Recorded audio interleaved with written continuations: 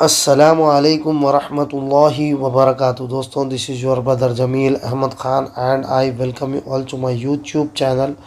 उम्मीद करता हूँ आप सभी लोग खैर व आफ़ियत से होंगे, अल्लाह की अमान में होंगे। अल्लाह पाक आप सभी लोगों को खुश रखे। दोस्तों, ये जो वीडियो है थंबनेल में देखे होंगे, ये वीडियो फंडामेंटल एनालिसिस की चैप्टर नंबर 6 है, जिसमें अपन एनएससी के सीक्रेट्स के बारे में सीखने वाले हैं। माज़रत आप लोगों से कि ये कोर्स की वीडियो 1 महीने के बाद आ रही, लेकिन कुछ मसरूफियात, कुछ तकाज़े, कुछ मसाइल की वजह से रिकॉर्ड करना नहीं हो रहा था, इसीलिए जो है देर हो गई। कोशिश करेंगे कि अब मुस्तकिल तौर पे ये कोर्स को कंप्लीट करें, ठीक है। तो इस वीडियो में सीखने से पहले मेरी आप सभी लोगों से गुजारिश है कि जो पिछले चैप्टर्स है, अगर आप नहीं देखें तो इसमें आपको कुछ भी समझ में आने वाला नहीं है। तो आप चैप्टर 1 से लेके चैप्टर 5 तक जो है आप सारे वीडियोस देख लीजिए, उसके बाद ये वीडियो आके देखना। और पिछले वीडियो में जो है उस सेक्टोरल इंडाइसेस के बारे में, सेक्टर रोटेशन के बारे में, और बड़ा पैसा कहाँ जा रहा, बड़े लोगों का पैसा कहाँ जा रहा, ये लोग किधर लगा रहे पैसा, उसको कैसा आइडेंटिफाई करना वो बताया मैं। और उससे पहले जो है एनएससी बीएससी क्या है, ये लोग, ये एक्सचेंजेस क्या करती, और ये बहुत ज़रूरी है। तो ये 2 चैप्टर तो आपको सीखना ही सीखना है, तभी आप ये चीज़ समझ सकते, वरना ये वीडियो आपको आपके ऊपर से चले जाती, आपका टाइम ख़राब हो जाता। तो वीडियो को यहीं रोकें और पिछले सारे चैप्टर्स देखने के बाद ये देखें। तो चलिए अपन अपनी वीडियो को शुरू करते हैं। इसमें मैं आपको सिखाने वाला हूँ कि एनएससी वेबसाइट से एनएससी और बीएससी, अब एनएससी का ख़त्म होने के बाद बीएससी पे जाएंगे अपन। एनएससी में, और दोनों भी सिमिलर है, ऐसा नहीं है कि बीएससी में कुछ अलग मिलता आपको, एनएससी में कुछ अलग मिलता। ये 2 ही इंडिया के टॉप एक्सचेंजेस है, इनके बाद कोई भी नहीं है। एक कलकत्ता का था, वो भी बंद होगा, इनके बाद कोई भी नहीं है। और almost every big stock is listed in both the exchanges. तो आपको एचडीएफसी बीएससी में भी मिलेगा, एनएससी में भी मिलेगा। विप्रो आपको बीएससी में भी मिलेगा, एनएससी में भी मिलेगा।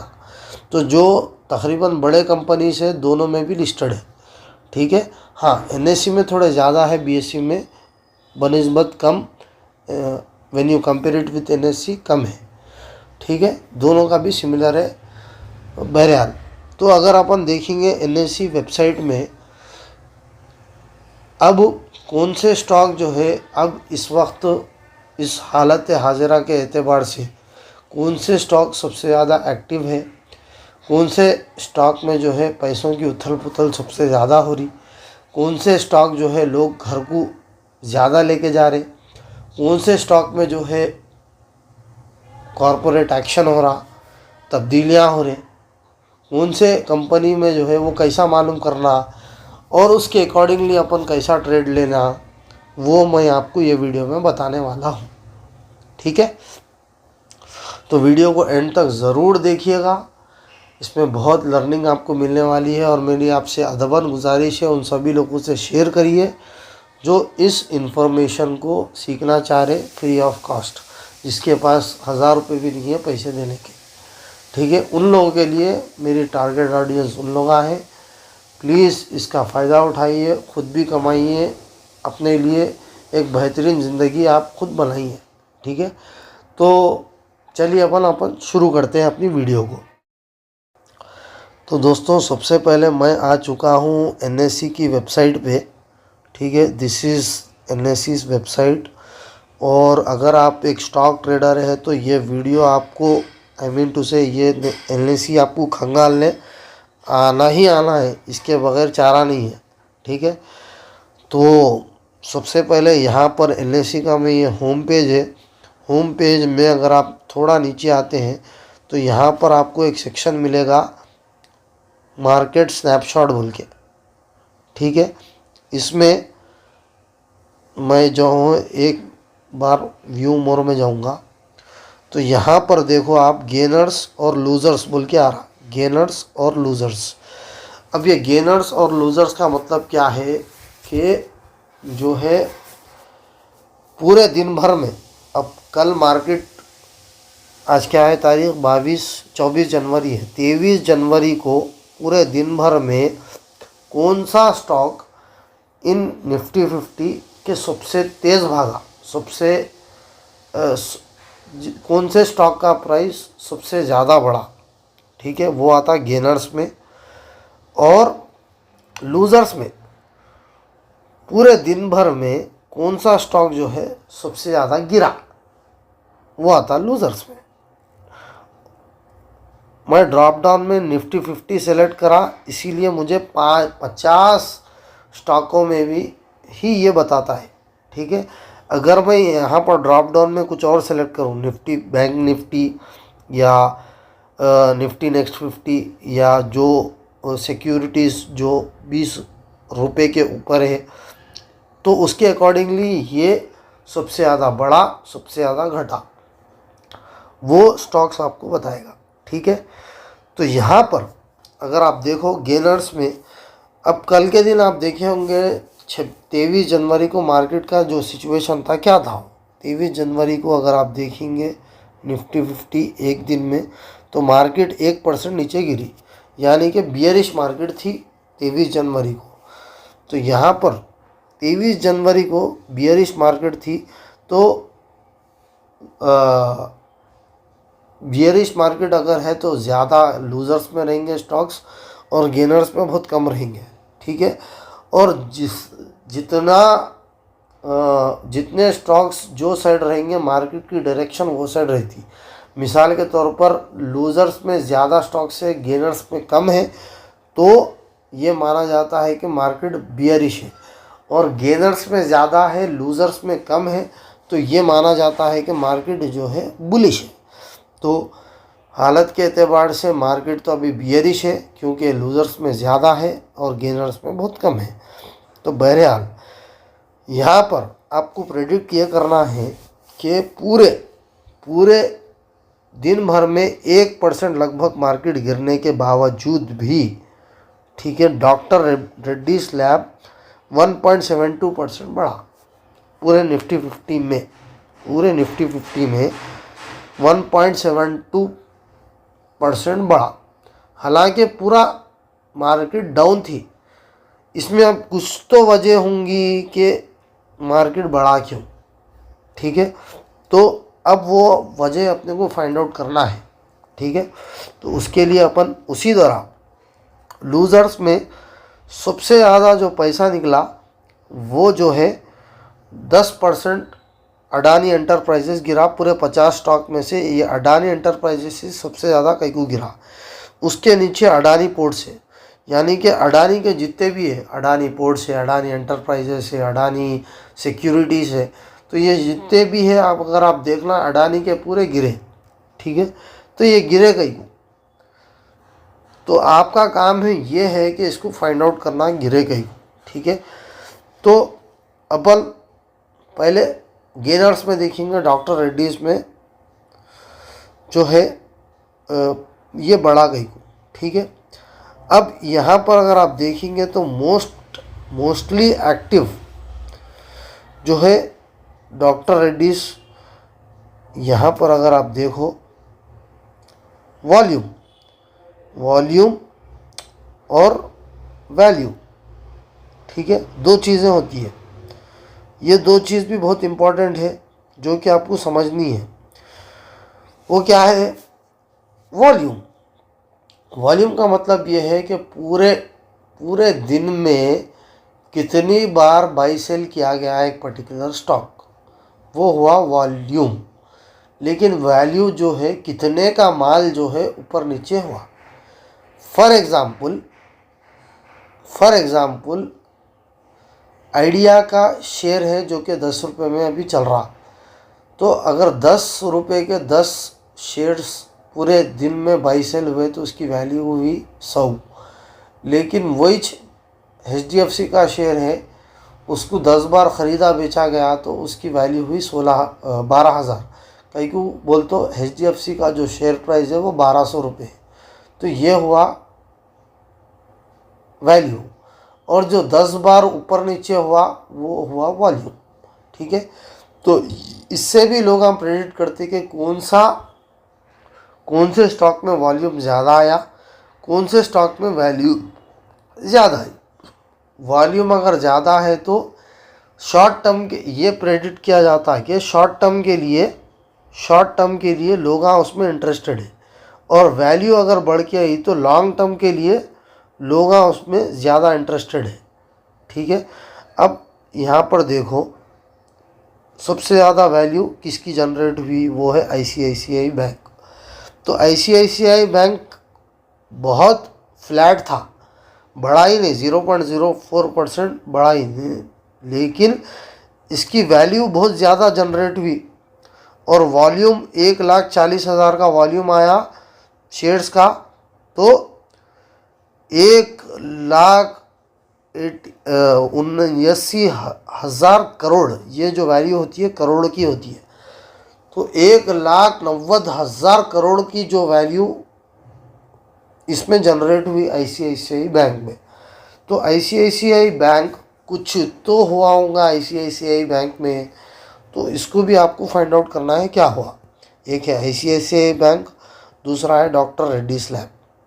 ठीक है, अब ये दोनों में जो है अपन देखेंगे क्या हुआ। अब मैं ICICI बैंक में एंटर करता हूँ।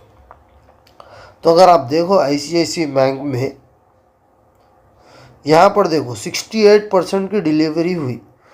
68% की डिलीवरी का मतलब अगर 100 शेयर का वॉल्यूम आया तो उसमें से 68 शेयर्स जो है घर को डिलीवरी में लोग लेके गए, यानी कि पूरे दिन भर में 100 शेयर की बाई सेल हुई तो उसमें से 68 शेयर जो है लोग घर को लेके गए, यानी कि अपने डिविडेंड अकाउंट में सेव कर लिए। कई को उसमें आगे जाके लॉन्ग टर्म में कुछ ना कुछ होने वाला है। आज इसकी वैल्यू भी बढ़ी, वॉल्यूम भी बढ़ा, डिलीवरी में भी लोग बहुत ज़्यादा लेके गए। 60 के ऊपर 51% के ऊपर अगर वॉल्यूम और डिलीवरी बढ़ के आ रही तो समझना कि वो स्टॉक में सबसे ज़्यादा लोग इंटरेस्टेड हैं। हाँ, मैं खाली आपको ये बताना चाह रहा हूँ कि ICICI bank is not a हलाल स्टॉक, ये एक हराम स्टॉक है, बैंकिंग सेक्टर का स्टॉक है। लेकिन मैं आपको ये बताना चाह रहा हूँ कि प्रेडिक्ट कैसा करना कि कौन सा स्टॉक में पैसा ज़्यादा जा रहा। ठीक है, तो ICICI बैंक एक बैंक है जिसमें पैसा ज़्यादा जा रहा। ठीक है, और एक वजह तो ये है कि एक वजह इसका वॉल्यूम, दूसरी वजह वैल्यू, तीसरी वजह डिलीवरी, चौथी वजह भी एक हो सकती है, वो है 52 वीक हाई के आसपास मार्केट है। 52 वीक हाई 1500 है और स्टॉक ट्रेल कर रहा 1346 रुपये में। तो इसका मतलब क्या है दोस्तों कि जब भी स्टॉक 52 वीक हाई के आसपास रहता वो एक जो है लैला बन जाता, वो स्टॉक हर एक की नज़र उस पर रहती। याद रखो ये चीज़। तो चौथी वजह भी अपने को मिल गई कि ये स्टॉक जो है, स्टॉक का प्राइस क्या है, 52 वीक हाई के आसपास है। तो ये स्टॉक को भी अपन रेडार में ले सकते हैं अगर ये हलाल है तो। हाँ, हलाल स्टॉक कैसा देखना वो प्लेलिस्ट में ऑलरेडी मौजूद है वीडियो, प्लीज़ उसको पहले जाके देखो, उसके बाद आपको समझ में आता। बाद में बोलेंगे क्या जमील भाई तुम हराम स्टॉकों के बारे में बता रहे। मैं आपको तरीक़ा बता रहा हूँ कैसा प्रेडिक्ट करना कि कौन से स्टॉक में बड़ा पैसा जाने वाला है, जा रहा है, और उसके अकॉर्डिंगली अपन ट्रेड लेना। ठीक है, तो अब यहाँ पर और थोड़ा नीचे आओ, यहाँ पर थोड़े चीज़ें दिख रहे, देखो जो है dashboard, announcement, board meetings, corporate actions. ठीक है, ये भी आपको रोज़ का रोज़ ट्रैक करना है। सबसे पहले है डैशबोर्ड। डैशबोर्ड में क्या बताता, जो भी लेटेस्ट चीज़ें होने वाले हैं, चाहे वो इवेंट्स हों दो, अनाउंसमेंट्स हों दो, कुछ भी हों दो, ये डैशबोर्ड के ऊपर आ जाता। लेकिन अगर आप देखेंगे स्पेसिफिकली मार्केट कब डिविडेंड दी, तो यहाँ पर फिल्टर से, अब वो फिल्टर सेलेक्ट कर लो, डिविडेंड का फिल्टर सेलेक्ट कर लो, डिविडेंड बताता, अनाउंसमेंट का फिल्टर सेलेक्ट कर लो, क्या क्या कंपनी ऐलानात करने वाली है फ्यूचर में, पिछले पास्ट में, वो सब बताता।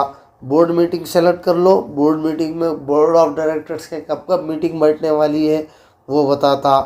कॉरपोरेट एक्शंस में कंपनी क्या क्या एक्शंस लेने वाली है, फॉर एग्जांपल कंपनी इससे बात करने वाली है, कंपनी दूसरे कंपनी से बात करके उसको अपने बिजनेस में मिलाने वाली है, समझो। तो ऐसे सारे चीज़ें कॉरपोरेट एक्शंस पे आते हैं। कंपनी किसी को टेक ओवर करने वाली है, कंपनी किसी को जो है डाइल्यूट कर देने वाली है। मिसाल के तौर पर कंपनी के पास 10-12 बिजनेसेस, उसमें से एक बिज़नेस को डाइल्यूट करने वाली है कंपनी। जैसा टाटा है, टाटा के पास टाटा स्टील है, टाटा मोटर्स है, टाटा इलेक्ट्रिसिटी है, टाटा कंज्यूमर्स है। तो अब मिसाल के तौर पर टाटा ये सोची कि अपन टाटा मोटर्स का कारोबार नहीं हो रहा, तो टाटा मोटर्स को जो है अपन डाइल्यूट कर देंगे।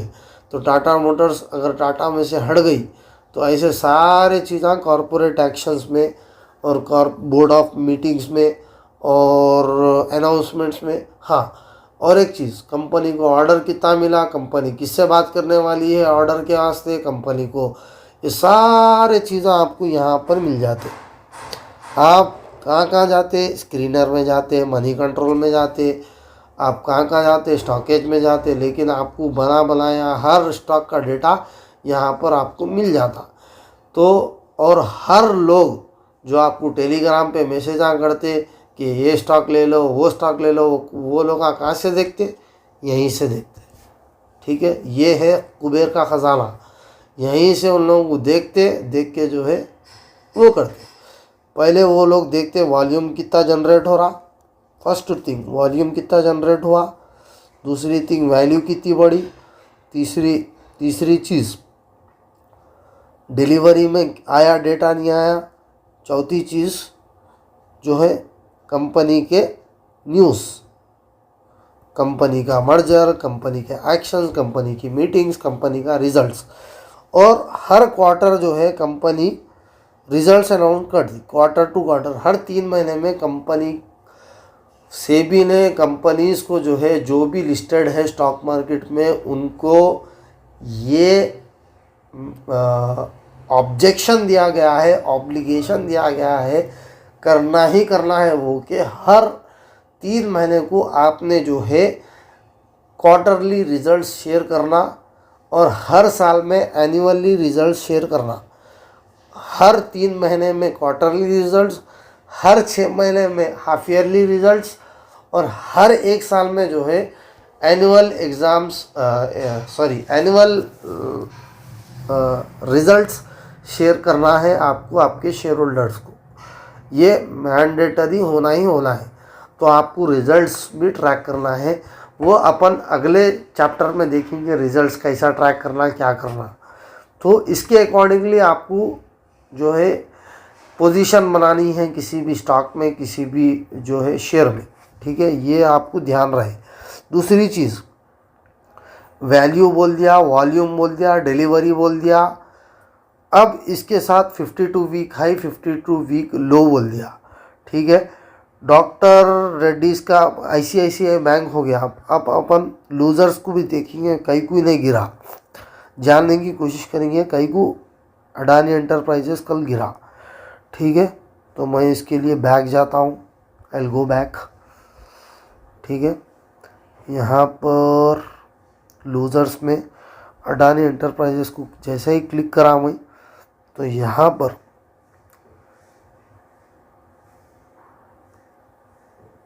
देखो कई को गिरा। मार्केट का स्टॉक का प्राइस क्या चल रहा शेयर का, 1860। 52 वीक लो क्या है, 1848। तो यानी ये 52 वीक लो के आसपास चल रहा। इसका मतलब ये है कि अगर 52 वीक लो के आसपास है, इन्हें तो और गिरता। इसीलिए ज़र्री भी अगर जो है शेयर में गिरावट आई, आई मीन टू से ज़र्री भी मार्केट में गिरावट आई, ज़रा डिप भी आया तो जो 52 वीक लो के स्टॉक्स है उसके आसपास जो स्टॉक्स है वो धड़ाल्ले से 5, 10, 15% गिर जाते। ठीक है, ये एक सबसे बड़ी वजह। दूसरी वजह, डिलीवरी कितनी कम हुई देखो यहाँ पर 26% डिलीवरी, यानी कि लोगों का इंटरेस्ट ये स्टॉक से जो है कम होता चले जा रहा है, ये शेयर से कम होता चले जा रहा है।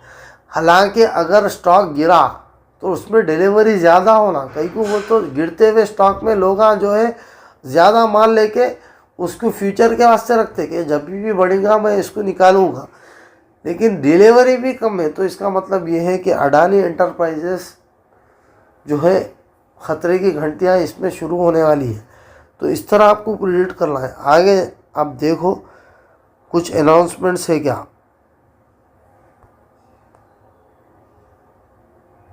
देखो ये एक न्यूज़ 24 जनवरी को न्यूज़ है, क्या बोल के आई, clarification from Adani enterprises with respect to recent news items caption US regulator seeking measures to serve Sagar Adani legal summons, Bloomberg reports, the response from the company is attached। ठीक है, 24 जनवरी 2026 को एक न्यूज़ आई इनका, क्या कि ब्लूमबर्ग में चल रहा था ना, वो ब्लूमबर्ग में अडानी साहब को जाके पेशियाँ देना था यूएस में, तो उसके ऊपर क्लैरिफिकेशन क्या किया आया जिसकी वजह से स्टॉक का प्राइस गिरा। ये एक वजह हो सकती। ठीक है, क्योंकि अडानी बहुत रिस्की स्टॉक है दोस्तों, क्योंकि अडानी में जो है बहुत उथल पुथल होती है, तो अडानी से थोड़ा बच के रहना। कभी हाइडेनबर्ग की रिपोर्ट आ जाती, कभी ब्लूमबर्ग आया था, कभी कुछ भी आ जाता। तो बहरहाल बोलने का मतलब ये है कि आपको वॉल्यूम देखना है, वैल्यू देखना है, डिलीवरी देखना है, न्यूज़ देखना है, कॉरपोरेट एक्शंस देखना है, रिजल्ट देखना है, उसके बाद आपको फैसला लेना है। उसके बाद ये सारी चीज़ें आपको टेक्निकल एनालिसिस के साथ मिलाना कि कौन सा स्टॉक सपोर्ट पे है, कौन सा स्टॉक रेसिस्टेंस पे है। मेहनत का काम है दोस्तों। अगर आपको पैसे होना है तो मेहनत करना पड़ता दोस्तों। ये खाली बच्चों का खेल नहीं है कि भाई आप स्टॉक बोल दो मैं लगा देता हूँ पैसे मेरे को आ जाते, नहीं। आपको बैठना है बाज़ाब्ता। मैं जो है एक एक शेयर को पैसे लगाने से पहले 3-3, 4-4, 5-5 घंटे उसके ऊपर रिसर्च करता हूँ, उसका 10-10, 15-15, 20-20 साल पुराना डेटा निकालता हूँ। ठीक है, क्योंकि आपको लाखों लगाना है पैसे, 2 लाख, 3 लाख, 5 लाख, 10 लाख लगा रहे हैं आप, तो आप टाइम नहीं देंगे तो फिर अल्लाह पाक भी जो है आपको आउटकम नहीं देंगे, रिजल्ट नहीं देंगे। अल्लाह पाक मेहनतों पे फैसले करते। आप मेहनत करेंगे आपको मिलेगा, नहीं आपको पकी पकाई बिरयानी होना खाली आप परोस के दे दो बोलते हो, नहीं होने वाली चीज़ है। तो ये सारी चीज़ें देख के आपको लिस्ट डाउन कर दूँ मैं यहाँ पर। तो दोस्तों यहाँ पर मैं आपको लिस्ट डाउन करके दे रहा हूँ क्या आपको करना है। सबसे पहले NSE की वेबसाइट पे जाके आपको हर रोज़ मोस्ट एक्टिव स्टॉक्स, अब मैं यहाँ पर आपको सबसे पहले मोस्ट एक्टिव स्टॉक्स में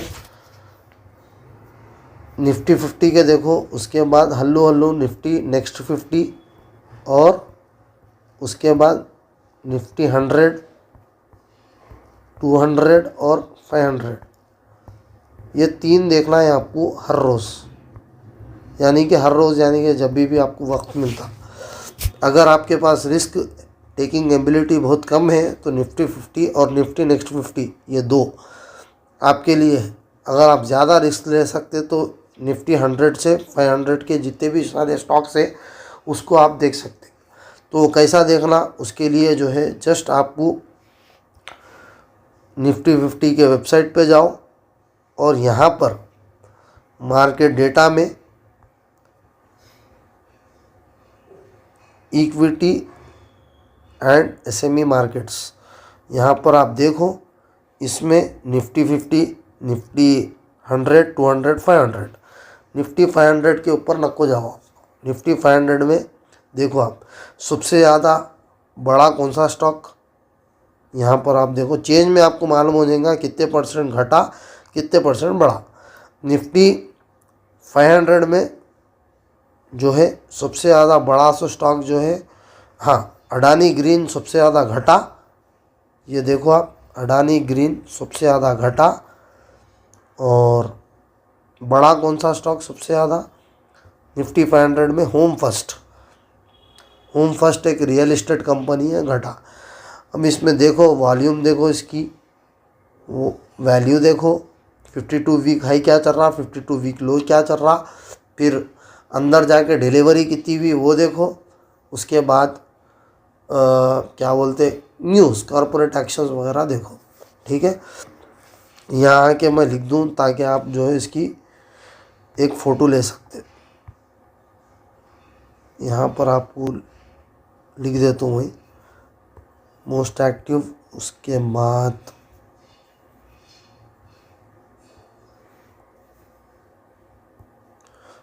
बाद वॉल्यूम, उसके बाद वैल्यू, उसके बाद जो है डिलीवरी, उसके बाद एक्शंस, अनाउंसमेंट्स, उसके बाद रिजल्ट्स। अगर रिजल्ट्स का टाइम है तो रिजल्ट्स आप देखो। फिर ये सारी चीज़ों को आपको क्या करना है, टेक्निकल एनालिसिस में मैच करना है। टेक्निकल एनालिसिस में आपको ये देखना है कि आपका कौन सा स्टॉक जो है उसमें ज़्यादा वॉल्यूम आ रही, वैल्यू जनरेट हो रही और डिलीवरी सबसे ज़्यादा है, कौन सा स्टॉक सपोर्ट पे है, कौन सा स्टॉक रेजिस्टेंस पे है, कौन से स्टॉक में आरएसआई सपोर्ट कर रहा और ये आपका जो है मूविंग एवरेजेस सपोर्ट कर रहे, एटीआर सपोर्ट कर रहा। वो सारी चीज़ें देख के फिर आपको डिसाइड करना है कब आपको उसमें घुसना है, कितना कमाना है, कितना आपको रिस्क मैनेजमेंट करना है, क्या करना है, वो सारी चीज़ें आप जो है डिसाइड करना। और एक disclaimer end of the video में दे दूं कि जितने भी स्टॉक्स मैंने यहाँ पर नाम लिए हैं वो मेरे तरफ से रिकमेंडेशन बिल्कुल भी नहीं है। ये वीडियो सिर्फ़ और सिर्फ नॉलेज और एजुकेशन पर्पस के लिए ही बनाई गई है। ठीक है, अगर आपको किसी भी तरह का इन्वेस्टमेंट वगैरह करना है तो please take the help of your financial advisor और उसके हिसाब से आप अपने ख़ुद के रिस्क में डिसीजन लीजिएगा। उम्मीद करता हूँ आपको ये सारी चीज़ें पसंद आई होगी। मैं आपके कमेंट्स पढ़ रहा हूँ और मैं अभी रिप्लाई भी दूंगा एक एक करके ये वीडियो के बाद। तो वीडियो को प्लीज़ आपसे गुजारिश है शेयर करना। और मैं मिलता हूँ अगली वीडियो में एलआईसी के बारे में और खोल के मैं आपको बताऊंगा ऑप्शन चेन डेरिवेटिव्स से कैसा जो है डेटा को प्रेडिक्ट करना और कौन से स्टॉक में ज़्यादा पैसे जा रहे हैं वो देखना। वो सारी चीज़ें मैं आपको एक एक करके बताऊंगा। तो that's it from my side. मैं मिलता हूँ अगली वीडियो में, तब तक के लिए अपना खूब ख्याल रखिएगा। अल्लाह हाफिज़। अस्सलामु अलैकुम व रहमतुल्लाहि व बरकातुहू।